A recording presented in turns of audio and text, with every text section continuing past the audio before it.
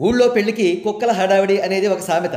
శుభమా అని పెళ్లి జరుగుతూ ఉంటే మరో ప్రక్క కుక్కల హడావిడి చేస్తూ ఉంటాయన్నమాట.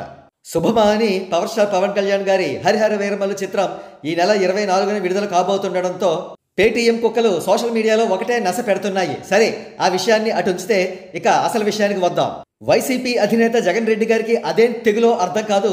ఆయన మెగా హీరోల సినిమాలపై పడుతుంటారు. మరి ముఖ్యంగా పవన్ కళ్యాణ్ గారి సినిమాలంటే మరీ చిరాకు పడుతుంటారు. తాను ఎన్ని వ్యాపారాలైనా చేసుకోవచ్చు, ఎన్ని లక్షల కోట్లైనా గడించవచ్చు, కానీ మెగా హీరోలు మాత్రం సినిమాలు చేసుకోకూడదట. ఇదెక్కడి న్యాయమో ఎవ్వడికీ అర్థం కాదు.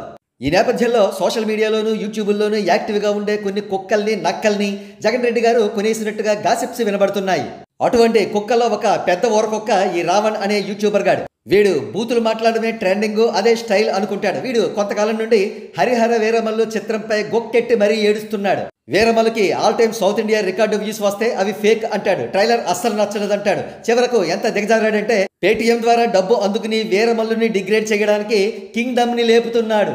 కింగ్డమ్కి హరిహర వీరమల్లుకి నక్కకి నాగలోకానికి తేడా ఉన్న రెండు సినిమాలు ఒకటే స్థాయి అన్నట్లుగా వాగుతున్నాడు. రెండు సినిమాలకు మొదటి రోజు ఒకే రేంజ్లో టిక్కెట్లు తెగుతాయట. ఇలా పచ్చిబూతులు చాలా వాగేశాడు. అయితే ఈ పేటీఎం కుక్కగాడి ఇంటెన్షన్ ఏమిటో, వాడు ఎంత డబ్బు అందుకున్నాడో, వాడి వెనక ఎవరు ఉన్నారో పాలు తాగే పసిబాలుళ్ళు కూడా కనిపెట్టేస్తున్నారు. ఊరుకుంటుంటే ఆ కుక్క మరింత పేట్రెగిపోయే అవకాశం ఉంది. మరింత రెచ్చిపోయి పవన్ కళ్యాణ్ గారి పైన, వీరమల్లు చిత్రం పైన మరింత విషం క్రక్కే అవకాశం కూడా ఉంది.